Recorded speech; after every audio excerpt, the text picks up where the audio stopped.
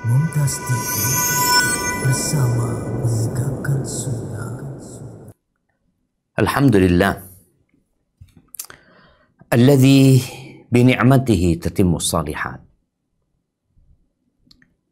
Segala puji bagi Allah Jalla Jalaluh, yang karena nikmatnya kebaikan menjadi sempurna. Kita bisa melaksanakan salat subuh. Kita bisa menyelesaikan zikir pagi. Kita bisa menjalankan tugas sebagai orang tua, sebagai pasangan hidup. Dan kita bisa melanjutkan tugas-tugas kita di luar rumah. Kalau bukan karena pertolongan Allah, kita tidak mungkin dapat melakukannya. Falahul hamdu walahus syukr.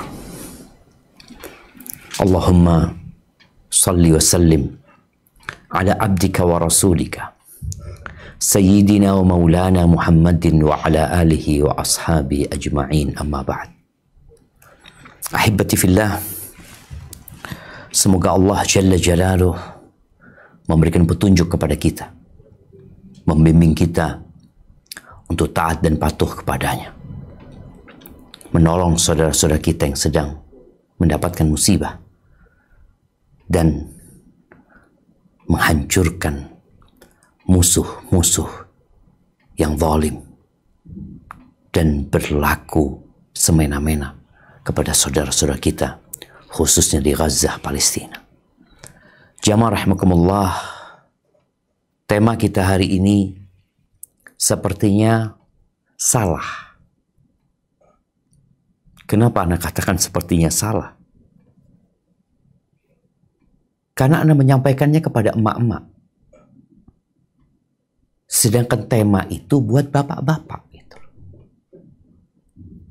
Tapi apa hendak dikata emak-emak minta tema ini? Kalau nanti kita bahas yang Anda takut, emak-emak semakin nelangsa dan sakit hati. Karena dia tidak mendapatkan haknya. Sedangkan tema ini diarahkan kepada mereka yang bertanggung jawab untuk memberikan nafkah kepada istri-istrinya. Tapi ilmu itu penting. Harapan Ana, emak-emak yang dengarkan kajian ini, khususnya yang di Australia, yang di Hong Kong, masih ada yang di Hong Kong kan? Sama yang di Malaysia. Paling tidak engkau tatkala tidak mendapatkan hakmu, engkau tahu apa yang menjadi kewajibanmu pada saat itu. Itu kita akan bahas nantinya. Bagaimana seorang wanita yang tidak mendapatkan haknya dari suaminya, yang tidak mendapatkan nafkah yang wajib yang harus diberikan oleh suaminya. Ahibati fillah, hidup ini tidak selalu sesuai dengan keinginan kita. Bahkan kita semua sadar yang terjadi bukanlah yang kita inginkan, tapi yang terjadi adalah apa yang Allah kehendaki. Tapi kita beriman dan yakin bahwa Allah Azza wa Jal yang telah menetapkan segala sesuatu, Dia menetapkan di atas ilmu dan hikmah. Ya, ada orang yang berpikir dia menikah dengan fulan, dia akan bahagia.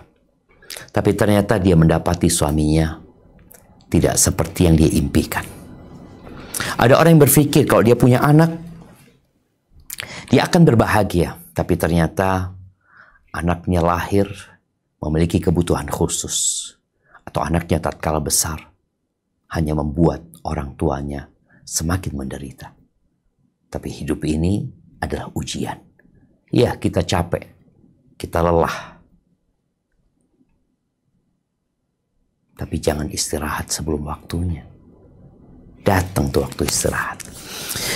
Kalau bicara kewajiban memberikan nafkah kepada keluarga dan anak-anak, maka itu adalah kewajiban suami. Oleh karena itu Rasulullah SAW tatkala beliau mengarahkan para pemuda untuk menikah. Beliau mengatakan, ya ma'syar syabab, man istata'a minkumul ba'a falyatazawwaj. Wahai kaula muda, barang siapa di antara kalian memiliki ba'ah, memiliki kemampuan, falyatazawwaj, hendaklah dia menikah.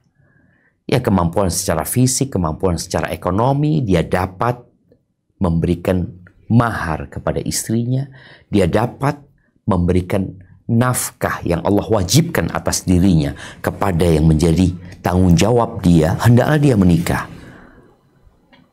Terus bagaimana kalau nggak mampu? Menikah itu aghaddu lil basar wa ahsan lil farj.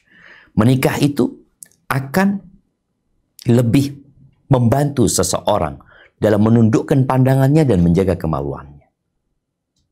Tapi bagaimana dengan orang yang tidak mampu? Apakah dia memaksakan diri menikah? Ternyata ada solusi lain. Jangan sampai engkau menikah tapi engkau berbuat dosa. Ya, mungkin dia mengatakan, alhamdulillah Ustaz, ana menikah, ana selamat dari perzinahan. Taib. Bersyukurlah kepada Allah atas nikmat itu.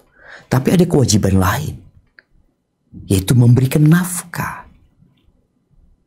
Dan ini sebuah dosa, cukup sebagai dosa yang buruk tatkala orang itu menyia-nyiakan yang menjadi tanggung jawab dia. Kafa bil mar'i itsman ayyudai'a may ya'ud au may ya'ul may yaqul. Itu cukup. Kau jangan menganggap itu hal yang remeh. Engkau selamat dari perbuatan zina, tapi engkau melakukan kezaliman kepada orang-orang yang seharusnya engkau berbuat baik kepada mereka. Maka solusinya apa ketika dia memiliki syahwat yang harus dia salurkan? Faman lam yastati' fa'alaihi bisiyam. Yang tidak mampu, maka hendaklah dia berpuasa. Ini solusi. Fa'innahu lahu wija. Itu jadi solusi buat hidup dia. Dia semakin dekat sama Allah, dia selamat dari perzinahan, diangkat derajatnya, dipanggil dari pintu surga yang namanya Ar-Rayyan. Sebuah nikmat yang agung. Ahibati fillah, kalau bicara dalil dari Al-Quran dan Sunnah yang mewajibkan suami memberikan nafkah kepada istrinya, ana rasa para suami sudah tahu. Tapi kadangkala mereka lupa. Kadangkala kecintaan kepada dunia membuat dia memikirkan dirinya dan melupakan keluarganya. Coba kita buka firman Allah di surat An-Nisa ayat 34. Yang ayat ini menjadi ayat kebanggaan bagi kaum laki-laki. Coba kita baca.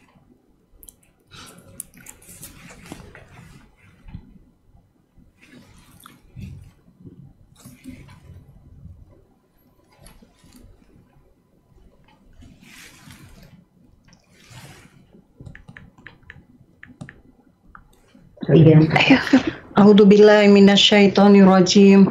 Ar-rijalu qawwamuna 'alan nisa'i bima faddalallahu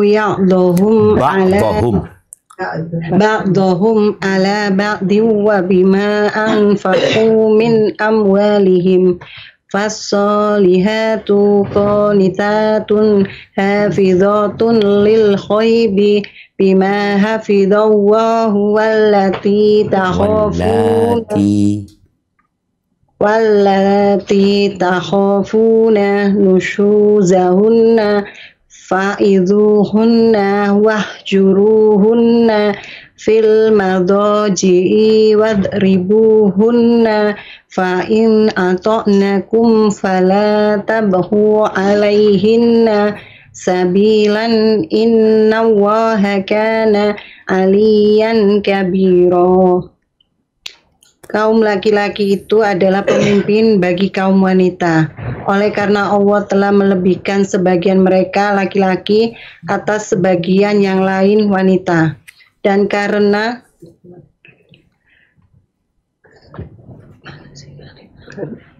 mereka dan oleh karena mereka laki-laki telah menafkahkan sebagian dari harta mereka, sebab itu maka wanita yang soleh, wanita yang kamu khawatirkan nususnya, maka nasihatilah mereka dan pisahkanlah mereka di tempat tidur mereka dan pukullah mereka. Kemudian jika mereka menaatimu, maka janganlah kamu mencari-cari jalan untuk menyusahkannya. Sesungguhnya Allah Maha Tinggi lagi Maha Besar. Barakallahu fikum. Kita lihat di ayat ini ya. Yang laki-laki kadang-kala membacanya, menyampaikan kepada istrinya, Ar-rijalu qawwamuna 'alan nisa. Ya. Itu firman Allah Azza wa Jalla. Tapi kenapa laki-laki diangkat jadi pemimpin? Seorang tatkala dikasih posisi, dikasih jabatan, sesuai dengan ketinggian posisi dan jabatan dia, sebesar itu pula tanggung jawab dan tugas dia. Allah sebutkan laki-laki jadi pemimpin karena Allah memberikan kemuliaan kepada mereka. Lalu kata Allah, wabima anfaqu min amwalihim. Di sini para ulama menyebutkan yang pertama itu berita, yang kedua itu perintah sebenarnya. Dan karena mereka memberikan nafkah kepada istri-istri mereka, gimana kau menjadi pemimpin? Gimana kau menjadi orang yang mulia sedangkan engkau tidak memberikan nafkah kepada istri? Maka tatkala seorang suami tidak memberikan nafkah kepada istrinya, akan terjadi kepincangan dalam kepemimpinan dia, yang terkadang akan membuat mental dia jadi hancur dan mengantarkan dia menjadi orang yang zalim. Menuntut haknya tapi tidak memberikan kewajiban. Allah lalu ceritakan di ayat ini bagaimana menghadapi istri yang gak nurut ya. Dan itu bukan pembahasan kita hari ini. Tapi yang jelas Allah sebutkan engkau menjadi pemimpin, engkau muliakan dirimu, tapi Allah berikan kepadamu tanggung jawab tambahan. Makanya kalau kita lihat, tatkala seorang menjadi anak buah, ya tanggung jawab dia di bagian dia aja. Dia umpamanya sebagai cleaning service, ya udah di sana. Tahu-tahu dia jadi supervisor cleaning service. Tambah banyak lagi. Tahu-tahu dia jadi manajer. Tambah besar lagi. Tapi kadangkala wanita tidak mendapati suami yang seperti itu. Apa yang harus dia lakukan? Nah, nanti kita bahas. Baik. Ayat yang lain yang Allah sebutkan di surat Al-Baqarah ayat 233. Nah, kita baca ayat ini, tafadhali.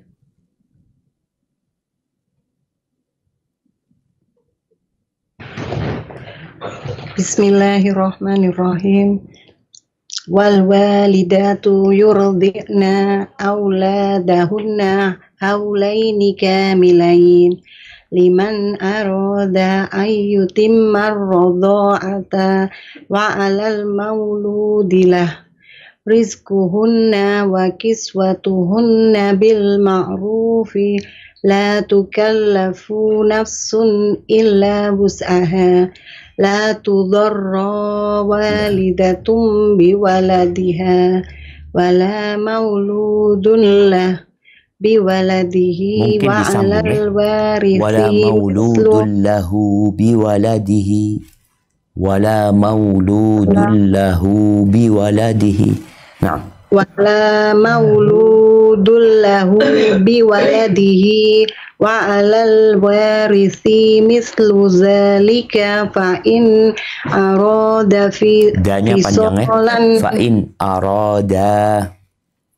in arada fisolan antaradim minhuma wa tasyawurin fala junaha alaihima wa in aradtum an tastardi'u auladakum fala junaha alaikum idza sallamtum ma ataitum bil ma'rufi wattaqullaha wa'lamu annallaha bima ta'maluna basir. Para ibu hendaklah menyusukan anak-anaknya selama 2 tahun penuh, yaitu bagi yang ingin menyempurnakan penyusuan, dan kewajiban ayah memberi makan dan pakaian kepada para ibu dengan cara ma'ruf. Seseorang tidak dibebani, melainkan menurut kadar kesanggupannya. Janganlah seorang ibu menderita kesengsaraan karena anaknya dan juga seorang ayah karena anaknya. Dan waris pun berkewajiban demikian.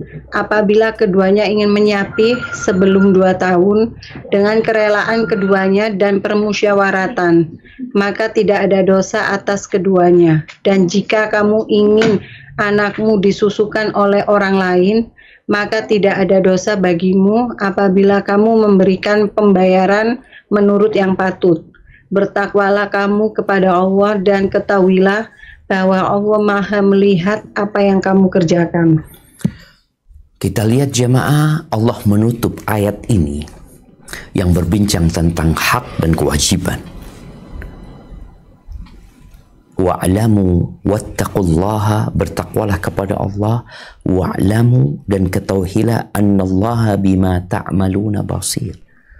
Sesungguhnya Allah dengan apa yang kalian kerjakan itu Maha melihat. Ibu yang menyusui dilihat sama Allah Azza wa Jalla. Seorang bapak hendaklah perhatian sama istrinya yang menyusui, memberikan nafkah makanan dan memberikan nafkah pakaian. Dan Allah tidak membebani hambanya di atas kemampuan dia, enggak. Subhanallah, hidup ini sebenarnya kalau kita ikut aturan akan damai dan tentram. Tapi banyak di antara kita yang tidak ikut aturan. Maka jelas Allah menyebutkan dalam ayat ini tentang kewajiban seorang suami memberikan nafkah kepada istrinya sesuai dengan kemampuan dia.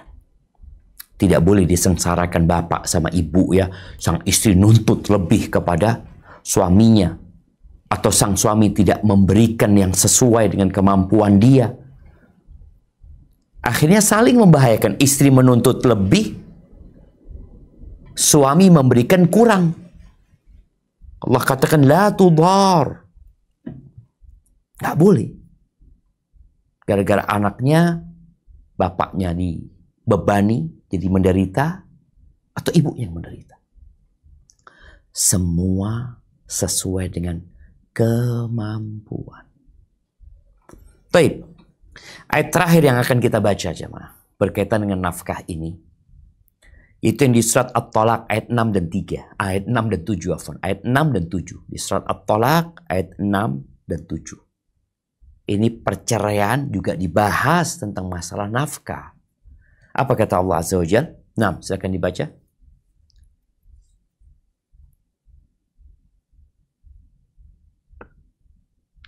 A'udzu billahi minasyaitonir rajim. Askinuhunna min haitsu sakantum min wujdikum wa la tudharruhunna litudayyiqu. Itu kalau bisa bacanya wala tudarruhunna. Wala tudarruhunna litudayyiqu alaihinna wa in kunna ulat hamlin fa'anfiqu alaihinna hatta yad'na hamlahun fa in arda'na lakum fa'atuhunna ujurahun wa'tamiru bainakum bima'rufin wa in ta'asartum ta'asartum fasaturdi'u lahu ukhra. Artinya dulu yang ini dibaca. Tempatkanlah mereka para istri di mana kamu bertempat tinggal menurut kemampuanmu, dan janganlah kamu menyusahkan mereka untuk menyempitkan hati mereka. Dan jika mereka istri-istri yang sudah ditalak itu sedang hamil, maka berikanlah kepada mereka nafkahnya hingga mereka bersalin. Kemudian jika mereka menyusukan anak-anakmu untukmu, maka berikanlah kepada mereka upahnya. Dan musyawarahkanlah di antara kamu segala sesuatu dengan baik. Dan jika kamu menemui kesulitan, maka perempuan lain boleh menyusukan anak itu untuknya. Lanjutkan. Liyunfiq du sa'atim min sa'atihi wa man qudira alaihi rizquh falyunfiq mimma ataahu Allahu la yukallifu Allahu nafsan illa ma ataha sayaj'alullahu ba'da usrin yusra. Hendaklah orang yang mampu memberi nafkah menurut kemampuannya, dan orang yang disempitkan rizkinya hendaklah memberi nafkah dari harta yang diberikan Allah kepadanya. Allah tidak memikulkan beban kepada seseorang, melainkan sekedar apa yang Allah berikan kepadanya. Allah kelak akan memberikan kelapangan sesudah kesempitan. Masya Allah, barakallahu fiik. Ini ayat-ayat yang menjelaskan tentang wajibnya seorang suami memberikan nafkah kepada istrinya. Apa nafkah yang diberikan? Sandang, pangan, papan. Artinya kebutuhan dia harus dipenuhi. Yang lainnya, kita tahu dalam kehidupan ini ada kebutuhan primer, ada kebutuhan sekunder. Maka yang menjadi kewajiban yang harus dipenuhi adalah kebutuhan primer. Orang kalau nggak makan mati. Orang kalau nggak berpakaian auratnya terbuka, boleh jadi dia sakit. Orang kalau nggak ada punya tempat tinggal, di mana dia akan tinggal? Itu kebutuhan manusia. Adapun kebutuhan-kebutuhan lainnya, ada kebutuhan yang sekunder. Kalau kita melihat para ulama ketika menjelaskan kadar wajibnya, itu ngikutin apa? Karena semua ayat yang kita baca bil ma'ruf, dengan cara yang ma'ruf, dengan cara yang patut. Kalau kita melihat Imam Malik dan Abu Hanifah, mereka memandang kondisi perempuan. Engkau berikan nafkah sesuai dengan kebutuhan dia. Artinya kalau dia anak orang kaya berbeda dengan anak orang miskin. Kalau dia ternyata biasa di rumah orang tuanya, ada pembantu yang melayani, maka engkau berikan pembantu kepada dia. Jadi yang dilihat kondisi perempuannya. Ini dalam madhab Malik dan Abu Hanifah. Adapun Al-Imam Syafi'i rahimahullahu ta'ala, beliau berpendapat enggak. Kembali kepada kondisi suami. Bukan kondisi istri, tapi kondisi suami. Karena Allah menyebutkan, kalau tadi kita baca di surat At-Talaq ayat 7, liyunfik dzu sa'atin min sa'ati. Ya, hendaklah orang yang punya keluasan memberikan sesuai dengan keluasan dia. Kalau dia miskin, ya sudah, ini mampunya anak. Artinya istri nggak bisa nuntut ketika sang istri mengatakan, aku minta pembantu. Kata suami, aku nggak mampu. Aku nggak mampu. Umpamanya ada pembantu satu, enggak, aku butuh pembantu dua. Karena apa? Karena ada yang bagian bersih-bersih, ada yang bagian masak. Artinya sang istri ketika di rumah orang tuanya, dia memang ya nggak pernah dia nyapu, nggak pernah dia bersih-bersih rumah, nggak pernah. Dia biasa dilayani. Wallahu a'lam bishawab. Kalau Anda melihat pendapat Al-Imam Syafi'i atau menggabungkan dua hal itu, ketika seorang suami punya kemampuan, ya engkau lihat istrimu ini, dia punya kemampuan sang suami. Istrimu seperti apa? Oh, istrimu ternyata biasa dapat pembantu. maka engkau berikan pembantu. Dan engkau mampu untuk memberikan itu. Ahibati fillah, sebagian suami berpikir bahwa nafkah yang dia berikan kepada istrinya itu tidak bernilai pahala. Tadi kita bicarakan ini kewajiban. Dan di dalam agama kita ada skala prioritas. Di mana Allah Azza wa Jalla lebih mencintai yang wajib-wajib daripada yang sunnah. Dalam sebuah hadis qudsi, Allah mengatakan, "Wa ma taqarraba ilayya 'abdi bi syai'in ahabba ilayya mimma aftaratuhu 'alaihi." Tidaklah hambaku mendekatkan dirinya kepadaku dengan sesuatu yang lebih aku cintai daripada yang aku perintahkan, yang aku wajibkan. Nggak ada. Itu lebih Allah cintai. Kemudian setelah itu hambaku ini yang wajib dikerjakan, lalu dia mendekatkan diri dengan yang sunnah-sunnah. Nah, banyak lelaki yang dia menginfakkan hartanya di jalan-jalan yang sunnah, dia lupa sama istri. Dia lupa sama anak-anaknya. Khususnya tatkala terjadi perceraian. Tadi sudah dibahas. Apabila terjadi perceraian, tetap kau kasih nafkah kepada anak-anakmu. Kepada istrimu di masa iddah raj'i, kau berikan nafkah. Apabila dia hamil sampai dia melahirkan, kau kasih nafkah. Rasul Shallallahu Alaihi Wasallam menyebutkan bahwa memberikan nafkah kepada yang menjadi tanggung jawabmu itu bernilai jihad fi sabilillah. Di hadis Ka'ab ibn Ujrah. Kemudian para ulama menyebutkan bahwasanya talabul halal wan nafaqa 'alal iyal bab azim. Mencari rezeki yang halal, yakni bekerja nih seorang suami. Ada suami yang santai, dia kadang-kala sibuk dengan handphonenya, main game, olahraga ini dan itu. Berkaitan dengan nafkah, dia biasa-biasa aja. Mencari nafkah yang halal ini pintu yang besar, yang gak tertandingi dengan amal-amal soleh yang lainnya, jemaah. Kenapa? Karena ini kewajiban. Ada kewajiban yang untuk dirimu, ada kewajiban yang kepada orang lain. Subhanallah. Rasul Sallallahu Alaihi Wasallam, beliau mengatakan, "Idza anfaqa ar-rajulu ala ahlihi nafaqatan." Apabila seorang suami memberikan nafkah kepada keluarganya, wa huwa yahtasibuha kanat lahu sadaqah.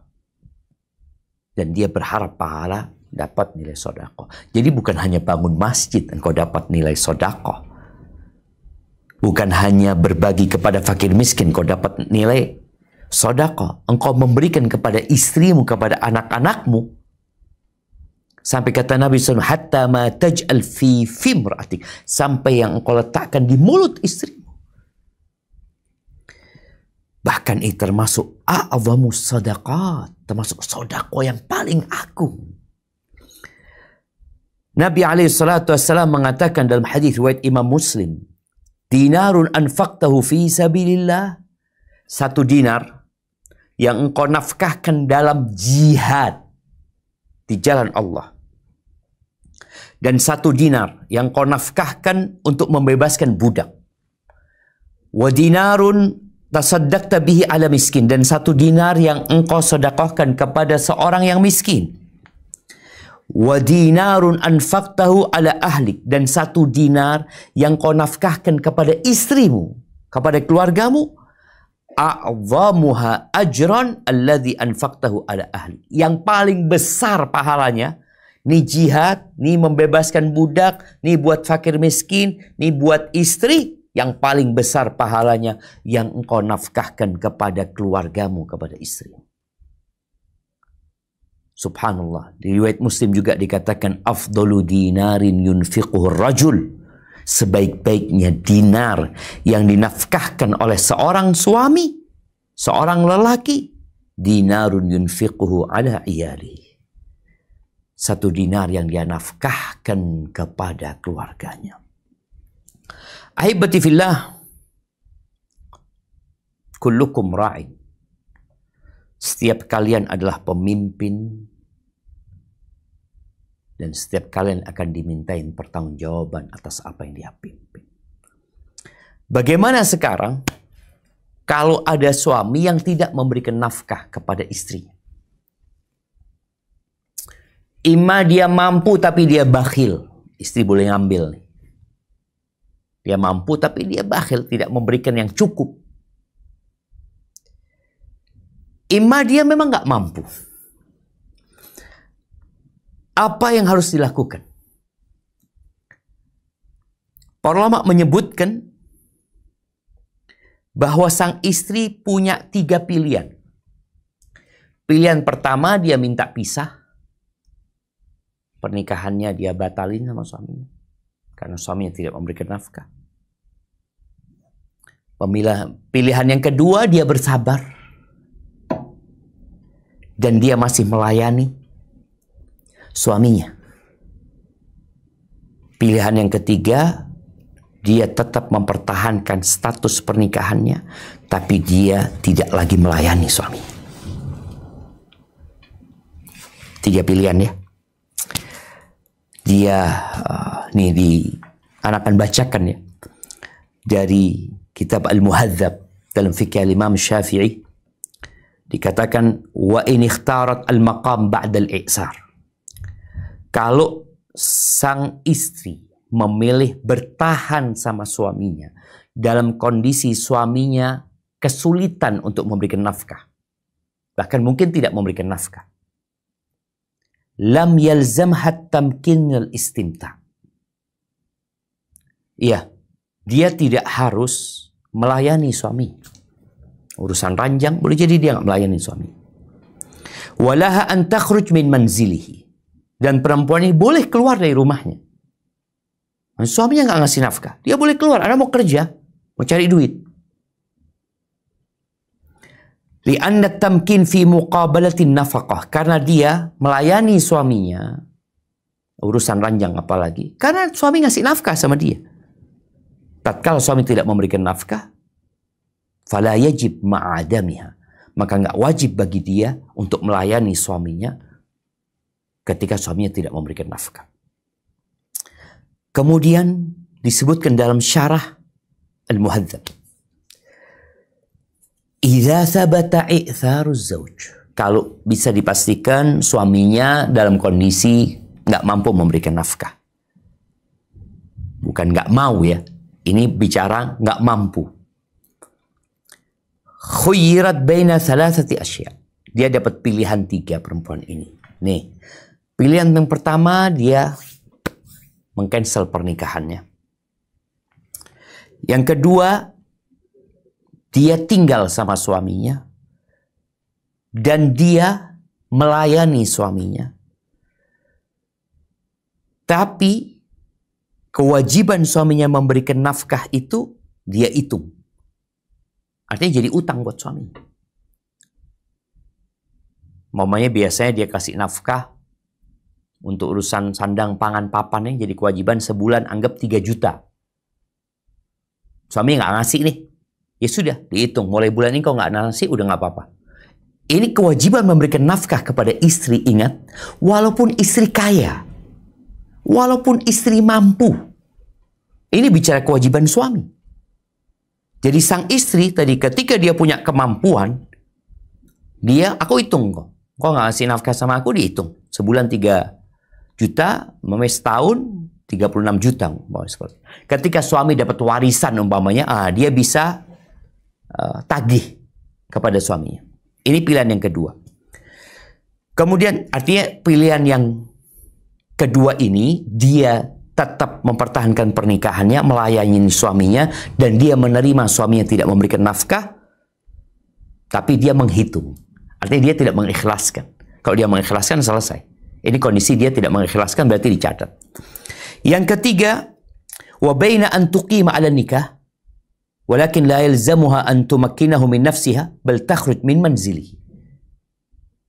Yang ketiga, dia mempertahankan pernikahannya, tapi dia nggak wajib melayani suaminya, tapi dia keluar dari rumahnya. Disebutkan li'anna tamkin innama yajib 'alaiha bi badli nafaqah. Sang istri punya kewajiban melayani suaminya karena suami memberikan nafkah kepada dia. Ini ingat kalau kita bicara hak dan kewajiban. Kalau sudah bicara mengikhlaskan lain lagi ceritanya. Maka dia tidak wajib melayani suaminya karena suaminya tidak memberikan nafkah kepada dia. Wala tastahiqu fi dhimmatihi nafaqa fi waqti infiradiha anhu. Dan ketika sang istri pergi ke rumah orang tuanya umpamanya, maka sang suami nggak wajib ngasih nafkah. Karena istri pergi. Tidak seperti yang kedua terhitung hutang. Kalau ini enggak, karena dia memang sang istri tidak melayani suaminya. Taib. Kemudian di kitab Kasyaful Qina disebutkan walahal maqam 'ala nikah, dan boleh sang istri mempertahankan pernikahannya, tinggal sama dia, wa man'uhu min nafsiha, tapi dia tidak melayani suaminya. Fala yalzamuha at-tamkinuhu walal iqama fi manzilihi. Dia tidak punya kewajiban untuk melayani suaminya, tidak pula tinggal di rumah suaminya, wa alaihi an la yahbisaha, dan suami juga nggak boleh dia menahan istrinya di rumah tersebut. Bal yada'uha taktasib walau kanat musira. Tapi dia biarkan istrinya bekerja. Walaupun sang istri punya kemampuan. Dia mungkin punya orang tua kaya tapi dia mau bekerja, fadl, karena engkau tidak memberikan nafkah. Li'annahu lam yusallim ilaiha iwadal istimta'. Karena sang suami tidak memberikan kepada istrinya nafkah sebagai ganti dari pelayanan yang diberikan oleh istri. Ini jamaah sekali lagi, tatkala mereka bengkengan ya, ribut masalah hak dan kewajiban. Yang kita harapkan mereka saling memahami, saling memaafkan, saling menerima. Berkaitan dengan hal terakhir yang kita bahas tadi tentang bagaimana seorang sikap istri kalau suami tidak memberikan nafkah. Tolong para istri menjadi orang yang bijak. Jangan sekedar menuntut hak, lalu rumah tangga berantakan. Anak-anak jadi korban. Umpamanya, dia tahu suaminya nggak ngasih nafkah, artinya dia nggak melayani suaminya. Kalau suaminya faham agama, ngerti, insya Allah sang suami faham, iya, anak tahu. Itu menjadi hakmu, engkau tidak melayaniku karena aku tidak memberikan nafkah kepada. Itu kalau suaminya ngerti agama. Kalau suaminya nggak ngerti agama, yang ada KDRT nantinya, maka pilihannya fasih pernikahannya. Membatalkan pernikahannya, bukan gugat cerai. Dibatalin pernikahan karena suami dianggap nggak mampu memberikan nafkah dia. Tapi ini nanti urusannya dengan pengadilan. Sehingga kadangkala seorang istri ingin memperbaiki suaminya dengan cara dia tidak melayani suaminya karena suami tidak memberikan nafkah kepada dia. Tapi ternyata yang terjadi kerusakan di dalam rumah tangga. Ahibati fillah, kalau bicara bab muamalat, kadangkala kita bicara hak dan kewajiban. Tapi ada bab lain dalam rumah tangga yang namanya ihsan. Itu berbuat baik. Berapa banyak istri yang dia tahu suaminya susah, tapi dia tetap melayani suaminya, bahkan dia membantu suaminya untuk memenuhi kebutuhan rumah tangga. Di masa Nabi SAW terjadi suami-suami yang bukan malas ya, suami-suami yang mungkin penghasilannya sedikit. Kerjanya serabutan. Ketika dia bekerja, ada pekerjaan, dia bisa memberikan nafkah. Tapi tatkala tidak ada pekerjaan, dia akhirnya menganggur. Padahal dia sudah berusaha. Maka sang istri membantu suaminya dengan memberikan nafkah dalam rumah tangga.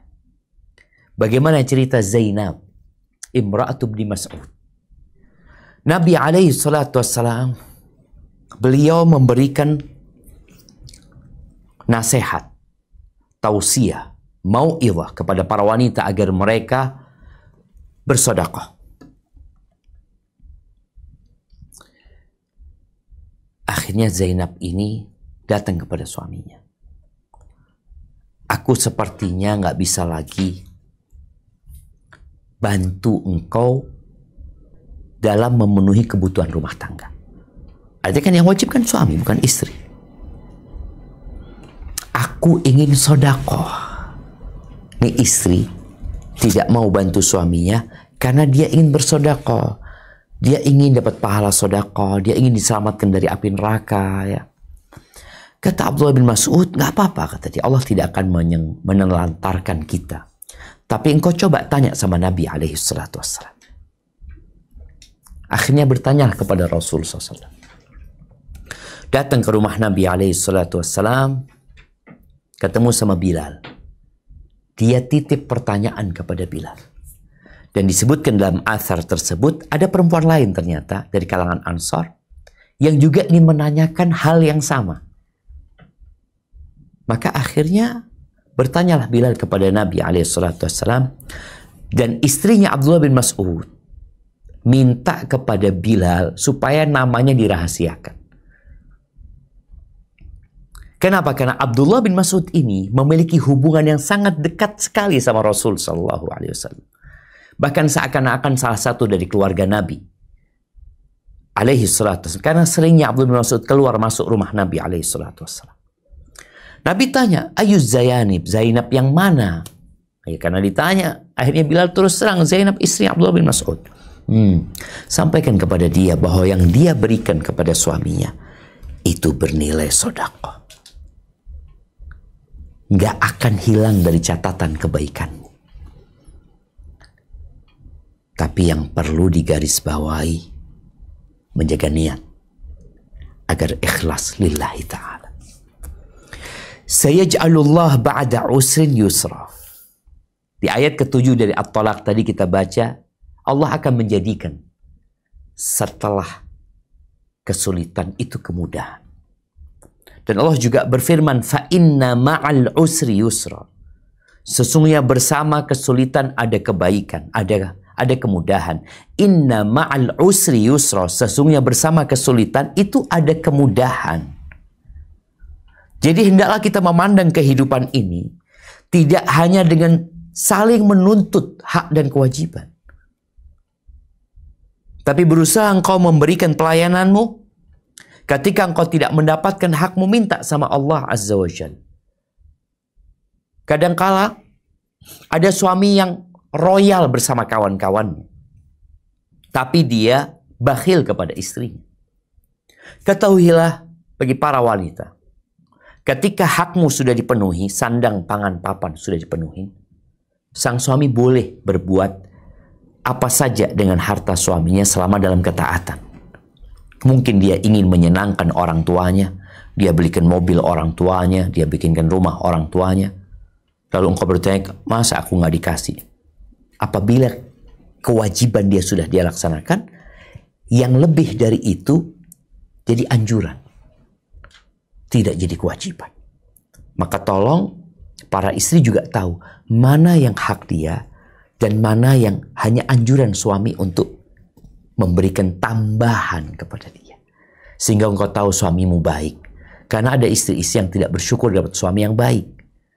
Bahkan dia menuntut lebih dari itu. Barakallahu fiik, itu mungkin dapat kita sampaikan pada kesempatan kali ini. Semoga yang kita sampaikan sampai kepada para suami. Tapi seperti yang hadir para emak-emak, maka semoga kalian bersabar ketika tidak mendapatkan hak-hak kalian. Mintalah kepada Allah Azza wa Jalla. Barakallahu fiik. Kita masuk ke sesi tanya jawab. Ana kembalikan ke moderator. Tafadhalna. Assalamualaikum Ustadz. Pertanyaan pertama dari Sydney. Waalaikumsalam warahmatullahi wabarakatuh. Mau bertanya Ustadz, kalau ada orang yang mau ingin bercerai, anak banyak ya Ustadz. Nah, biasanya kan hak anak itu di ibu kalau di bawah umur. Kalau seumpama sama ibunya dikasih ke bapak, ibunya mau mencari nafkah, Gimana itu Ustadz? Masya Allah. Barakallahu fiik. Iya, ahibati fillah. Kalau bicara hak, maka boleh dia mengalah, memberikan haknya kepada suami. Ingat, ini bukan bicara kewajiban, tapi bicara haknya ibu. Jadi bapak nggak boleh ngambil haknya. Tapi kalau ibu memberikan haknya kepada mantan suaminya, nggak apa-apa. Kepada bapak anak-anaknya nggak apa-apa. Tapi ada hal lain dalam pertanyaan ini yang perlu dicermati. Berkaitan dengan bercerai, anaknya banyak. Ingat, kewajiban memberikan nafkah kepada anak itu tidak pernah berubah dalam kondisi menikah atau bercerai. Karena tidak ada mantan anak. Hanya saja kita lihat di masyarakat kita, kadang-kala kalau anaknya ikut ibunya, bapaknya lepas tanggung jawab. Bakal ditanya loh. Bakal ditanya sama Allah Azza wa Jal. Dan itu dosa yang menakutkan ketika engkau menelantarkan orang-orang yang menjadi kewajibanmu. Ini sebuah kezaliman. Dan az-zulmu zulumat yaumil qiyamah. Kezaliman itu akan jadi kegelapan pada hari kiamat. Sang bapak mungkin menikah lagi. Dapat istri yang lebih cantik, yang muda. Kemudian dia melupakan anak-anaknya yang hidup bersama mantan istri. Tadi udah dibahas. Engkau wajib memberikan nafkah. Maka seharusnya gak ada janda yang terlantar. Karena dia mengatakan anak janda anak 3. Orang-orang kalau mau menikah dengan janda anak 3 kadang-kadang bingung. Aduh, anak nanti harus ngasih makan anaknya yang 3 itu. Bukan kewajibanmu. Kewajiban siapa? Kewajiban bapaknya. Hadza wallahu a'lam bissawab. Nah.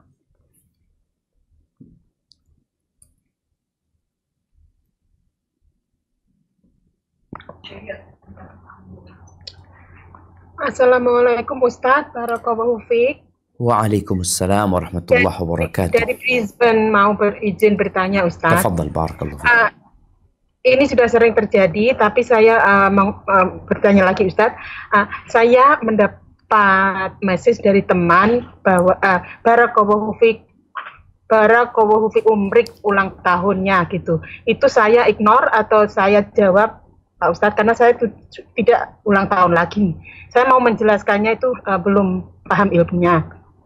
Yang kedua tentang haul.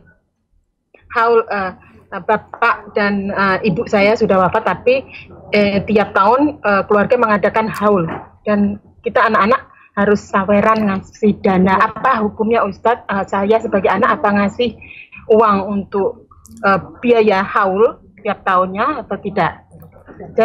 Jazakallahu khairan Ustadz. Masya Allah, barakallahu fiik. Naam, ahibati fillah. Ada hal-hal yang mungkin dianggap remeh oleh sebagian orang. Nabi SAW mengatakan bahwa Allah akan menimpakan kehinaan kepada umat ini apabila mereka nggak peduli sama agamanya. Sistem perdagangan mereka riba, mereka sibuk dengan kebun-kebun mereka, sibuk dengan peternakan mereka, mereka meninggalkan jihad, maka Allah akan menimpakan kehinaan kepada kalian. Dan kita merasakan bersama hari ini. Umat Islam yang hampir 2 miliar jumlahnya, mereka nggak bisa berbuat apa-apa melihat saudara-saudara mereka dibantai di Gaza. Kita ingin mengirimkan bantuan. Perlu tanda tangan Israel untuk dibuka perbatasan Rafah ke Gaza. Hina. Tidak akan dicabut kehinaan itu sampai kembali kepada agama kalian. Di antara bentuk kembali kepada agama kita adalah dalam semua urusan. Dalam urusan tauhid kita, dalam urusan akidah, dalam urusan akhlak, muamalat. Kembali kepada pertanyaan tadi berkaitan dengan ulang tahun jamaah. Apa perlu kita ulang tahun? Ulang tahun itu pertanda kita semakin mendekati kematian. Maka kalau ada orang yang mendoakan ya, barakallahu fi umrik umpamanya, kita katakan jazakallah khair, wa barakallahu fiik. Tapi sampaikan ana nggak lagi ngadain ulang tahun. Kalau mau doain ana, jangan nunggu setahun sekali. Doakan ana ketika berjumpa. Doakan ana ketika tidak bersamamu. Karena doa seorang muslim an dhahril ghaib, pada saat saudaranya nggak ada, antara dia sama Allah, itu Allah akan kirimkan malaikat yang mengatakan, yang mengaminkan doanya dan mengatakan walaka bimithil, dan engkau akan mendapatkan yang seperti itu. Sebagian orang berpikir, enggak, anak ingin berbagi kebahagiaan sama dia, anak ingin mengucapkan selamat kepada dia. Padahal tadi bertambahnya umur menandakan semakin mendekati kematian. Bukan semakin panjang umurnya, tapi semakin pendek sebenarnya. Itu untuk yang pertama. Yang kedua berkaitan dengan haul. Ya, kita lihat haul ini perayaan kematian yang berulang tiap tahun. Yang kita tahu Rasulullah SAW tidak melakukannya. Sahabat tidak melakukannya. Sebagian berdalil Nabi SAW itu tiap tahun potong kambing dibagikan kepada teman-temannya Khadijah. Itu dalilnya haul. Siapa yang bilang Nabi tiap tahun? Nabi kalau punya rizki, potong kambing, bagikan ke sohib-sohibnya Khadijah. Engkau punya rizki, sodakoh buat orang tua. Jangan nunggu setahun. Jangan nunggu tanggal kematian. Kapan kau lakukan? Ketika engkau punya rizki. Maka bagaimana sikapmu kepada mereka? Sampaikan kepada mereka. Engkau harus sudah mulai menjadi apa ya? Menjadi teladan di grup keluarga tadi, ketika mereka butuh pengumpulan dana untuk haul. Engkau punya rizki sebulan sekali, 2 bulan sekali, sampaikan ke keluarga, aku transfer ya duit ya, 5 juta. Buat apa? Sodakoh buat abah sama ibu kita, bagikan ke fakir miskin. Punya rizki 3 bulan, kirimkan. Aku punya rizki, bagikan. Nggak nunggu haul. Engkau jadi contoh buat mereka. Engkau ingin berbuat baik. Ya, haul itu salah satu usaha untuk mengingat orang tua. Setahun sekali. Enggak. Makanya syariat Islam, contoh dari Nabi SAW sangat sempurna sekali, jemaah. Sangat sempurna. Nggak perlu ditambah-tambahin. Maka nasihat ana tadi, engkau mulai lakukan, nggak nunggu haul. Supaya mereka tahu, ana haul nggak ikut-ikutan. Tapi sedekah buat orang tua, ana nggak nunggu haul. Aku titip nih, bagikan. Ketika mereka minta engkau sawer untuk ujian haul, afwan, enggak. Ana akan sedekah tetap buat orang tua, tapi nggak nunggu haul. Aku akan titipkan kepada kalian. Hadza wallahu a'lam bissawab. Ya, Assalamualaikum Ustaz. Ini ada pertanyaan dari Pak Ustaz. Waalaikumsalam warahmatullahi wabarakatuh. Naam, tafadhali. Ada satu ibu rumah tangga. Si suaminya nggak memberikan nafkah. Akhirnya si istrinya berusaha untuk berhutang karena nggak ada untuk nafkah lah Ustaz. Akhirnya dia berhutang. Kemudian untuk membayarnya suami juga tidak membantu untuk membayar hutang tersebut. Maka si istri berusaha bekerja di luar negeri. Tetapi si istri suami tidak memberikan izin. Tapi si istri ini keluar negeri bersama mahramnya Ustaz. Ya. Berusaha untuk bekerja untuk membayar hutang tersebut. Ini bagaimana hukumnya Ustaz? Barakallahu fiik. Iya.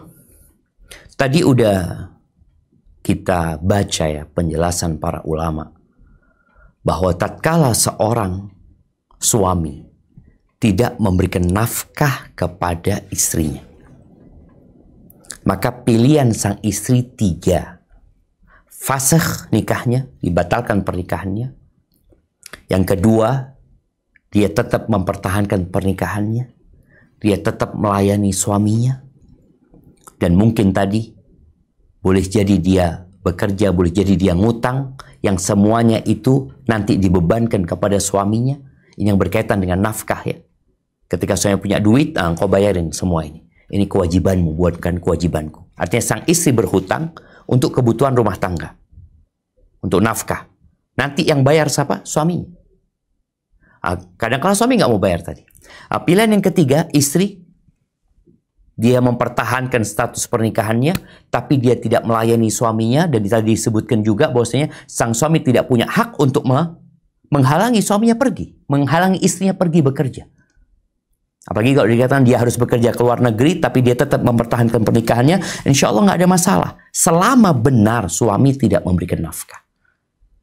Karena boleh jadi terus terang, banyak perempuan-perempuan yang bekerja ke luar negeri, itu ngomongnya untuk sesuap nasi, untuk sepiring nasi. Kadangkala tidak. Kadangkala dia ingin lebih. Kadangkala yang ia lakukan adalah karena panas sama tetangganya. Tetangganya pulang dari luar negeri. Maka itu kenapa banyak perempuan akhirnya kerja ke luar negeri. Apakah karena suaminya tidak memberikan nafkah? Kadangkala suaminya memberikan nafkah sesuai dengan kemampuan suami. Tapi istri ingin lebih. Istri kepingin punya rumah. Padahal nggak harus punya rumah. Suami bisa ngontrak. Istri kepingin punya mobil, kepingin bergaya ini dan itu. Maka di sini hendaklah permasalahannya didudukkan benar-benar. Kalau bicara sang suami merasa istrinya melakukan pelanggaran, zalim, ana sudah memberikan nafkah. Sang istri mengatakan enggak diberi nafkah, ana berhutang. Oh, dia berhutang untuk kesenangan, bukan untuk kebutuhan. Jadi apabila terjadi pertikaian, ini urusannya ke mahkamah, ke qadhi. Tapi kalau bicara secara hukum agama, tadi udah disebutin. Kalau seorang istri tetap mempertahankan pernikahannya dengan suami yang tidak memberikan nafkah, tidak memberikannya. Dia mempertahankan pernikahannya, maka dia punya hak untuk keluar dari rumahnya dan bekerja untuk cari nafkah. Sang suami tidak boleh menghalangi dia. Kalau dia mau menghalangi istrinya, kasih nafkah. Seperti itu jamaah. Itu penjelasan yang tadi kita baca ya. Wallahu a'lam bishawab. Nah.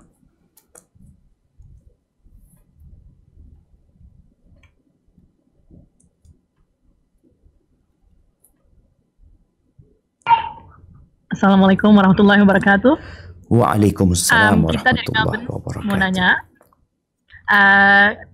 semisal kita dapat bunga di bank, pengen tahu itu bunga sebaiknya waktu itu pernah dengar katanya boleh beli kayak toilet paper buat misalnya kita punya musola di sini, yang barang-barang yang boleh nggak dipakai dibuang gitu. Nah, Benar atau tidak? Masya Allah. Jamaah. Bunga.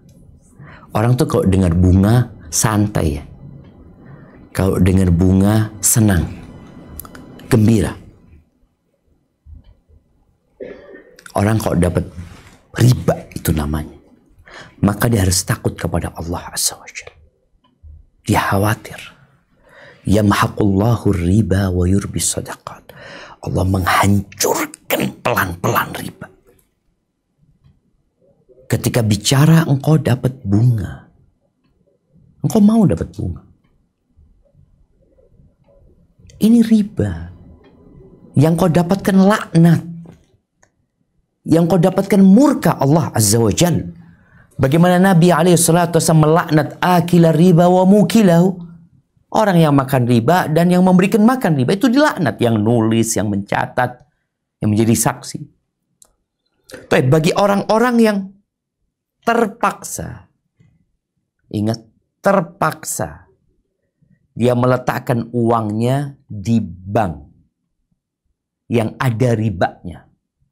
Kalau nggak terpaksa, dia taruh di tempat lain loh. Cari bank yang tidak ada ribanya. Kalau memang kita bicara tujuannya adalah keamanan.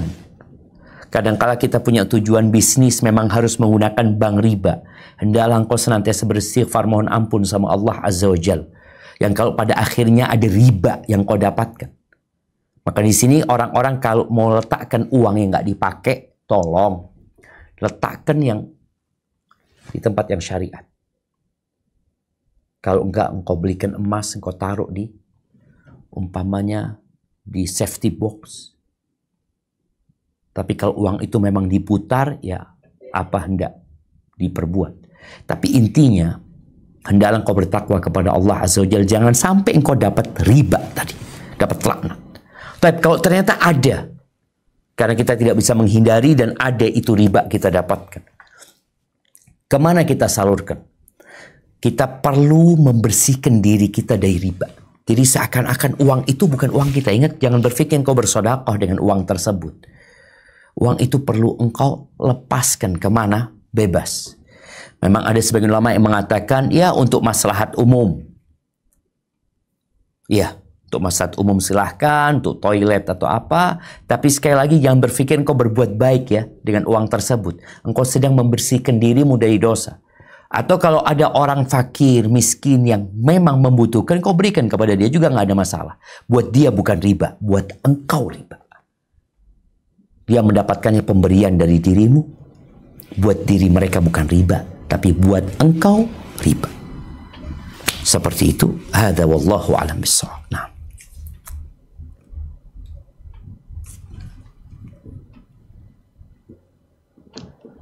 Assalamualaikum warahmatullahi wabarakatuh, Ustadz dari Kuala Lumpur. Barakallahu fiikum. Waalaikumsalam warahmatullahi wabarakatuh. Nah, tafadhali ya. Sebelumnya ada membahas tentang membatalkan pernikahan. Apakah sama dengan perceraian, Ustadz, atau bagaimana, dan contohnya itu bagaimana, Ustadz? Jazakumullah khairan, Ustadz. Masya Allah, barakallahu fiikum. Iya jamaah, kalau bicara membatalkan pernikahan, itu berbeda dengan tolak ya.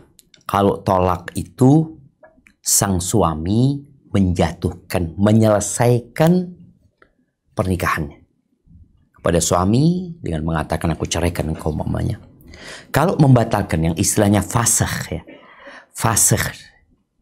Makanya kalau bicara khulu itu para ulama khilaf. Apakah khulu itu cerai atau fasakh? Kalau fasakh ini membatalkan pernikahan seakan-akan nggak pernah terjadi pernikahan. Jadi tadi nggak ada hak nafkah lagi, wala apa, nggak ada rujuk, nggak ada. Dan siapa yang membatalkan pernikahan? Biasanya fasakh itu qadhi. Qadhi yaitu hakim yang memutuskan. Tadi umpamanya dia sebutkan, aku nggak mau lagi sama suamiku nggak bisa ngasih nafkah sama aku. Bukan khulu dia, tapi pernikahannya dibatalkan. Ini kondisi yang fasakh tadi. Atau fasakh itu boleh jadi syariat yang membatalkan pernikahan. Seperti apabila salah satunya murtad. Pernikahannya batal. Jadi nggak perlu mengajukan dia, karena secara syariat pernikahannya batal ketika salah satunya murtad. Itu mungkin perbedaan antara tolak dan fasakh ya. Adapun khulu, sebagian mengatakan itu tolak, sebagian mengatakan itu fasakh. Kalau tolak berarti terhitung salah satu tolak yang dilakukan suami umpamanya. Tapi ada yang mengatakan itu fasakh, yaitu membatalkan pernikahan. Hadza wallahu a'lam bissawab. Nah. Assalamualaikum warahmatullahi wabarakatuh. Barakallahu fiik Ustadz. Kami dari Canberra. Naam, tafadhali, barakallahu fiik. Ada pertanyaan Ustadz, apabila suami menafkahi istri dari uang orang tua karena suami belum bekerja atau berpenghasilan, apakah dengan demikian dikatakan suami sudah menafkahi istri? Maksudnya apakah penghasilan juga menjadi syarat utama untuk menikah? Jazakallahu khairan. Afwan. Suami ngasih nafkah kepada istrinya dari hasil pemberian orang tua. Nah, seperti itu. Iya betul Ustaz. Siap. Nah, ahibati fillah, kita tahu rizki itu ada dua macam. Rizki itu ada yang dicari dan ada yang mencari. Umpamanya seorang suami dapat warisan dari orang tuanya. Bukan pemberian tadi ya. Warisan, pemberian, artinya rizki yang nggak dia cari. Tahu-tahu ditransfer sama orang tua. Pertanyaannya, jadi milik siapa uang itu? Jadi milik suami. Jadi tidak perlu dibahas tentang sumber dana tersebut selama dana itu halal. Suami halal dikasih sama orang tua. Suami dapat warisan dari orang tua. Dan itu jadi milik dia. Ketika jadi milik dia, dia boleh beli yang dia inginkan tanpa dia bermusyawarah dengan siapapun karena milik dia. Dia boleh memberikan hadiah kepada siapa yang dia inginkan. Dia boleh bersedekah dengan harta tersebut. Dan dia juga punya kewajiban memberikan nafkah kepada istrinya. Jadi sang istri tidak perlu sibuk membahas ini uang dari pemberian orang tuanya. Yang perlu engkau tanyakan kepada dirimu, engkau dapat nggak aku? Ya dapat Ustaz. Ana dapat nafkah dari suami. Cukup iya. Cuma suami ini males Ustaz. Dia dapat uang itu dari orang tuanya. Oke, itu antara suamimu. Kalau engkau ingin memberikan nasihat kepada dia untuk semangat bekerja, tafadhol. Tapi secara kewajiban nafkah suami ketika dihisap pada hari kiamat, apakah engkau memberikan nafkah kepada istrimu? Ya dia memberikan nafkah. Sang istri tidak bisa gugat. Dia mengatakan enggak, suamiku enggak ngasih nafkah. Ngasih nafkah. Oh, tapi dari pemberian orang tuanya, itu bukan urusanmu. Tapi kan sampai kapan kita berpikir, ya seorang istri nggak ingin ya punya suami yang malas, nggak ingin punya suami yang tidak bersemangat. Makanya tadi kita sampaikan, fadilah seorang yang bekerja, memberikan nafkah kepada istrinya, itu seperti fisabilillah, di jalan Allah Azza wa Jalla. Maka bagaimana sang istri memotivasi suami? Nggak apa-apa dikasih lagi sama orang tuanya ya. Mau diberikan kepada istri sebagai nafkah, boleh, nggak ada masalah. Tapi bagaimana dia punya suami yang gagah, yang bekerja, yang menjadi teladan buat anak-anaknya. Itu harapannya. Tapi tatkala engkau tidak mendapatkan yang seperti itu, tapi suami tetap memberikan nafkah kepadamu, maka tugas dia sudah selesai dan hakmu sudah terpenuhi. Hadza wallahu a'lam bishawab. Nah. Assalamualaikum Ustadz, putaran kedua dari Sydney. Waalaikumsalam warahmatullahi wabarakatuh. Nah, tafadhali. Ya, ada seorang ibu mertua Ustadz yang dititipin sama dua menantunya. Yang satu kerja di bank, yang satu kerja di toko biasa Ustadz. Nah, si mertua karena dilihat menantu yang pertama kerja di bank itu gajiannya besar, dia mau pegangkan anaknya si menantu itu. Nah, yang kedua yang menantu kerja di toko, mertuanya bilang lebih baik kamu stop aja, jaga anakmu lebih bagus di rumah. Gimana menurut Ustadz? Gimana Afan? Tunggu. Dititipin. Jadi ada mertua. Dititipin anak. Ustadz. Bukan anak menantu, dua-duanya ini anak menantu Ustadz. Oke. Dititipin anak. Bukan titipin fulus ya, dititipin cucu Ustadz. Siap. Dari keduanya. Ya, jazakallah khair Ustadz. Masya Allah, barakallahu fiik. Ahibati fillah, itulah menyebabkan kehinaan umat Islam. Hina, riba.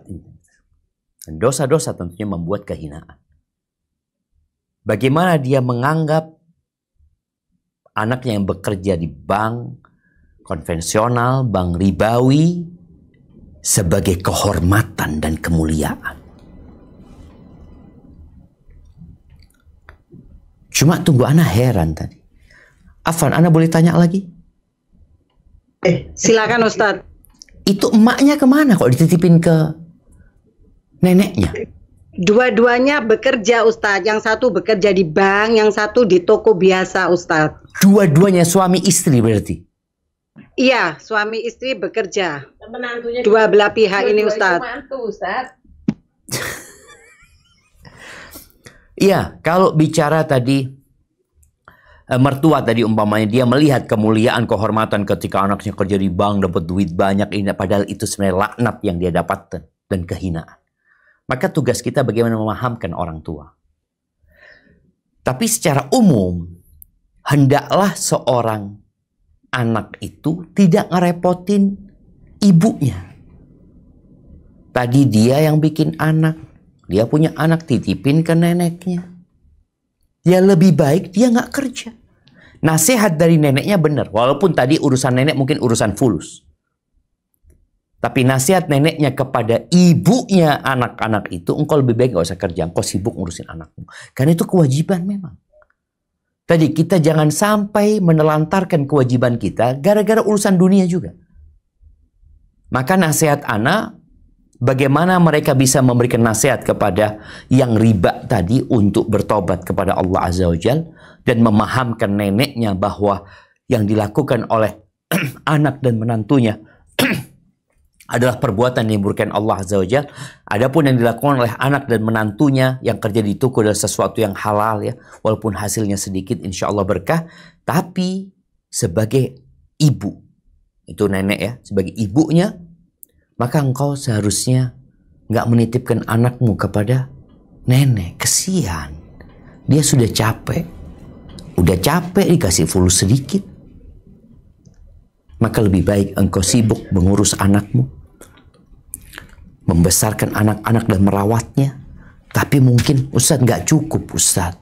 Maka Anda bantu suami. Membantu suami dalam mencari nafkah tidak harus dengan bekerja. Di antaranya dengan memperbanyak istighfar. Di antaranya dengan memperbanyak doa. Di antaranya dengan bertakwa kepada Allah Azza wa Jalla. Ada banyak pintu-pintu rizki, kunci-kunci rizki yang tidak hanya dengan bekerja. Apalagi engkau punya tanggung jawab anak. Maka biarkan suamimu yang bekerja, engkau fokus mendidik anak-anakmu. Insya Allah berkah. Hadza wallahu a'lam bissawab. Nah.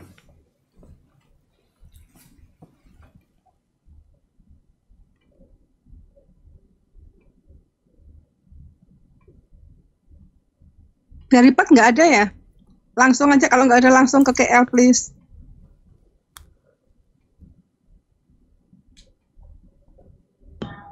Assalamualaikum warahmatullahi wabarakatuh, Ustaz.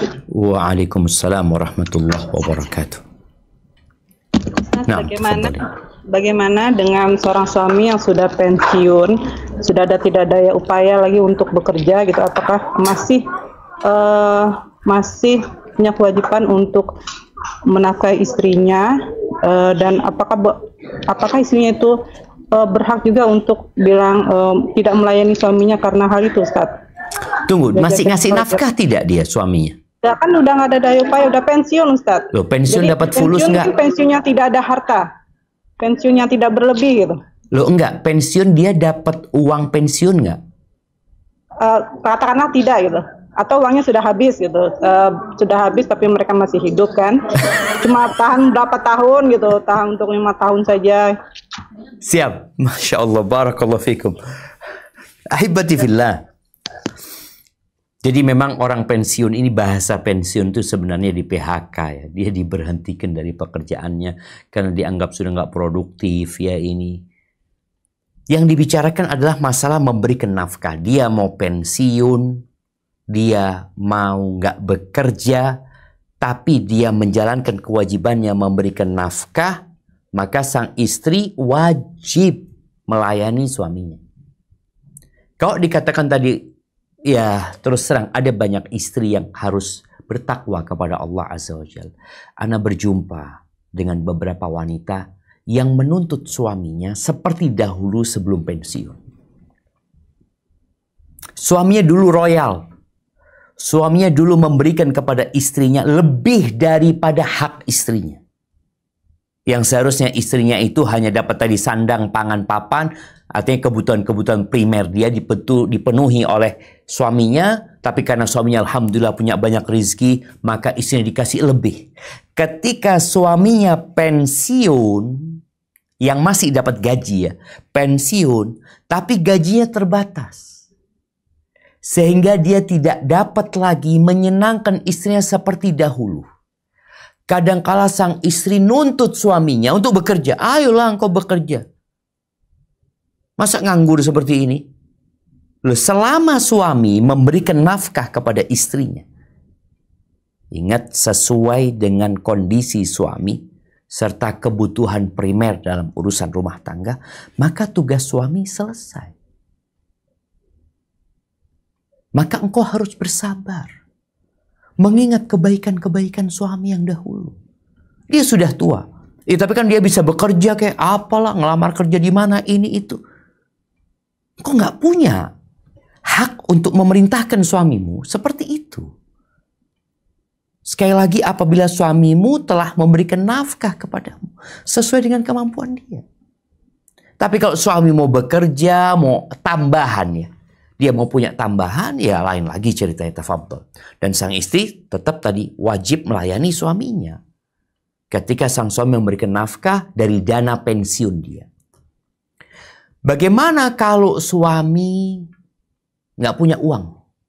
Ya nggak usah bicara pensiun, dia masih muda pun ketika dia tidak memberikan nafkah kepada istrinya karena dia nggak punya harta, maka istrinya punya 3 pilihan yang tadi kita sebutkan.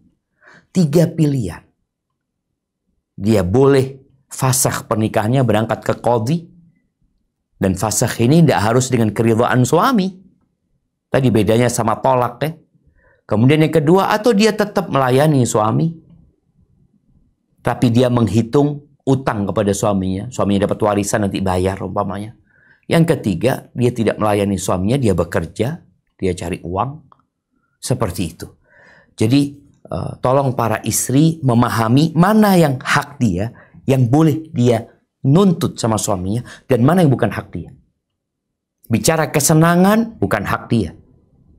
Dan bukan kewajiban suami. Kewajiban suami, tadi urusan sandang, pangan, papan.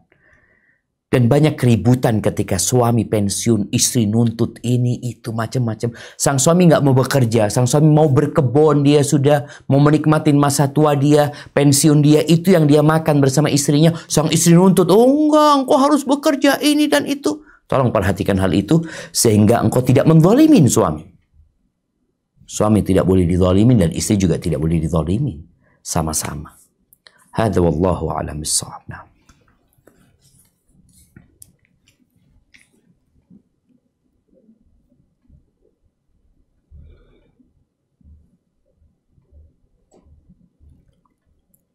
Nah, Melbourne, nggak ada pertanyaan?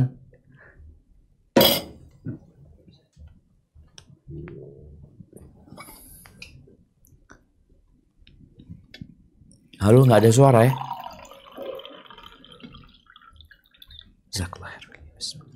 Assalamualaikum Ustaz, mungkin dari Canberra dulu. Siap. Waalaikumsalam warahmatullahi wabarakatuh. Ya, nah, Ustaz, tafadhali Canberra. Kami ada pertanyaan Ustaz, mungkin mohon sebelumnya afwan jika di luar tema. Pertanyaannya adalah bagaimana cara memotivasi anak agar gemar belajar agama dan beribadah, karena anak-anak zaman sekarang kalau dikeraskan mereka menjauh dan jika dilembutkan banyak alasan. Mohon nasihatnya Ustaz, jazakallahu khairan. Allahu Akbar jamaah. Ya, ujian orang tua tuh beda-beda ya. Kalau ujian orang tua kita dulu, anaknya sering nggak pulang. Karena main di luar, ya main di sawah. Anda masih ingat biasanya anak kalau pulang SD itu, anak nggak pulang ke rumah. Ini cerita orang tua, cerita sepupu. Jadi anak sebelum sampai rumah, tas, sepatu sama baju seragam anak titipin ke sepupu ini biar dia pulang. Kenapa? Karena anak mau main di sawah ya, ini itu, pulang udah belepotan kita seperti itu. Nah, itu ujian orang tua dulu. Anaknya sering nggak pulang, bermain ya anak-anak SD waktu itu. Sekarang ujiannya beda. Anak itu ada di rumah, tapi dia berselancar entah ke benua yang mana.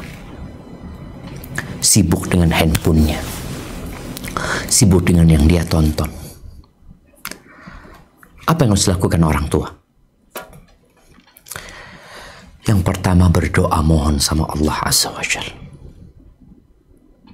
Wallah jamaah, kita tidak akan pernah dapat melewatin ujian-ujian yang ada tanpa bantuan Allah Azza wa Jalla. Bicara kiat-kiat yang diberikan oleh para pendidik, iya, kita ambil, kita pelajari, tapi tetap yang pertama dan utama minta tolong sama Allah Azza wa Jalla. Maka doanya dikencengin. Ujunubni wa bani an na'budal asnam. Hindarkan aku dan anak keturunanku dari menyembah berhala-berhala. Rabbi ja'alni muqimas salah wa min dzurriyyati. Jadikan aku dan anak keturunanku orang-orang yang mendirikan salat. Rabbana hab lana min azwajina wa dhurriyyatina qurrata a'yun waj'alna lil muttaqina imama. Terus berdoa mohon sama Allah SWT. Yang kedua, tambah ibadahmu. Tambah kualitas dan kuantitas ibadah. Bagaimana Sa'id Ibn al-Musayyib, dia mengatakan kepada anaknya, la azidanna fi salati. Aku akan tambah salatku dengan harapan Allah menjagamu. Yang ketiga, menjalin hubungan yang dekat sama anak. Kadangkala ngajarin anak berhadap-hadapan. Iya, nggak apa-apa. Tapi tarik dia supaya dekat dengan dirimu. Ada chemistry antara orang tua sama anak ya. Sehingga anak itu tahu ibunya ini cinta sama anak. Sayang sama anak. Atau anaknya dudukkan di pangkuannya sambil diajarin.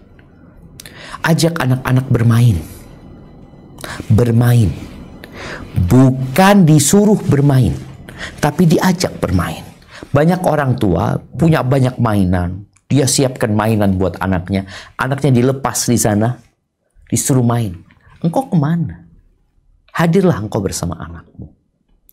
Sehingga anak itu tahu ibunya cinta dan sayang sama dia. Ibunya mau bermain sama dia. Ya, jangan sampai orang tuanya juga sibuk dengan handphonenya.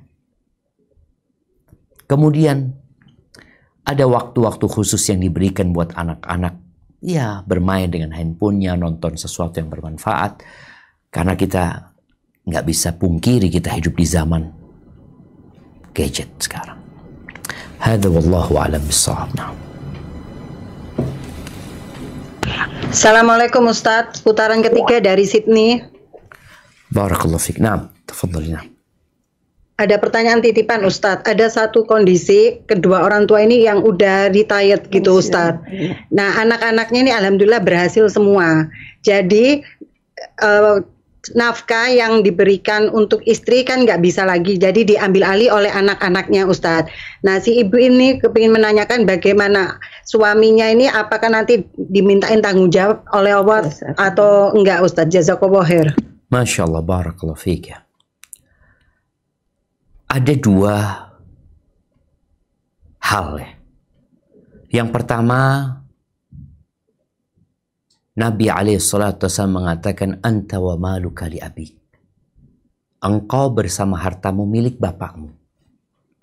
Jadi anak yang memberikan nafkah kepada ibunya, ya, insya Allah itu sudah mewakili nafkah yang seharusnya bapak berikan kepada ibunya. Karena hartanya anak ada hartanya bapak. Bapak boleh ngambil harta anaknya dengan cara yang baik. Tapi boleh jadi sang bapak tidak ngambil karena anaknya sudah beri kepada ibunya. Sehingga cukup itu dia lakukan. Atau hal yang kedua, sang anak bisa memberikan kepada ayahnya. Dan inilah ya, Ana ingin memberikan satu tips buat para anak ya. Orang tua itu jangan ditanya mau apa. Jangan. Mereka kalau ditanya mau apa, seakan-akan mereka jadi beban buat anaknya. Tapi berikan kepada orang tua harta. Ayah, ini fadl ayah. Fadl. Ibu dikasih, ayah dikasih. Ayah mau apa? Ya, fadl. Soalnya kalau orang tua itu harus minta sama anaknya, kesian. Dia memandang hidup ini sebagai penderitaan. Karena dia menjadi beban buat anak-anak. Minta ini, minta itu. Tapi berikan harta kepada orang tua. Sehingga orang tua merasa dia masih punya harta. Dia bisa berbagi dengan cucunya. Dia bisa bersedekah. Dia bisa sumbang masjid. Maka itu mungkin yang bisa lakukan seorang anak. Jadi seorang suami yang kalau anaknya sudah memberikan kepada ibunya, nafkah kepada ibunya, insya Allah sang bapak tidak ditanyain lagi karena hak itu sudah dia berikan, disebabkan hartanya anak adalah hartanya bapak dan bapak tidak perlu ngambil karena sang anak sudah memberikan. Tapi mungkin yang lebih baik buat anak-anak, berikan kepada bapak. Sebagaimana kau memberi kepada ibu, beri kepada bapak. Ya disitulah mungkin ayah akan memberikan nafkah, atau kalau sang ibu sudah dikasih nafkah sama anaknya, semoga itu sudah mencukupin nafkah yang harus dia berikan. Karena sekali lagi, anta wa maluka li abik, engkau bersama harta modal milik anakmu ya. Hadza wallahu a'lam bissawab. Nah. Hayyakumullah Ustaz. Pertanyaan dari student. Ustaz, apakah Allah akan membalas kedoliman orang tua kepada anaknya, dan apa yang harus dilakukan seorang anak jika didolimi oleh orang tuanya? Jazakumullah khairan. Masya Allah. Barakallah fiik. Kalau bicara kedoliman ya, kedoliman itu bisa terjadi dari orang tua kepada anak, dan bisa terjadi dari anak sama orang tua. Yang namanya kedoliman dari anak ke orang tua tentunya lebih dahsyat dosanya, lebih besar dosanya. Kenapa? Karena orang tua yang sudah melahirkan, membesarkan dia, tahu-tahu anak itu durhaka. Tapi kezaliman dari orang tua kepada anak tetap kezaliman. Tetap kezaliman, dan akan ada hisab pada hari kiamat nantinya. Dan kalau bicara yang namanya kezaliman, Allah mengharamkan kezaliman. Allah yang telah memberikan segalanya kepada manusia, Allah mengharamkan kezaliman atas dirinya. Allah nggak akan menzalimin hambanya. Maka Allah katakan, fala tadzalamu, kalian jangan saling menzalimi. Gitu. Jangan saling menzalimi. Maka orang tua nggak boleh menzalimin anaknya. Dan kezaliman adalah salah satu dosa besar dan akan dihisab pada hari kiamat. Tapi apa sikap anak tatkala menghadapi orang tuanya yang zalim? Maka kalau dia memaafkan, itu akan diangkat derajatnya. Faman afa wa aslaha fa ajruhu 'ala Allah. Barang siapa yang memaafkan dan memperbaiki, pahalanya Allah yang nanggung. Artinya kalau ada orang menzalimin kita, kita memaafkan, Allah yang nanggung. Bagaimana kalau orang tua kita yang menzalimi, dan orang tua kita punya jasa besar, punya budi yang luas sekali kepada kita ketika kita kecil dan kita lupa mungkin dengan kebaikan-kebaikan orang tua, maka Allah akan berikan pahala yang besar.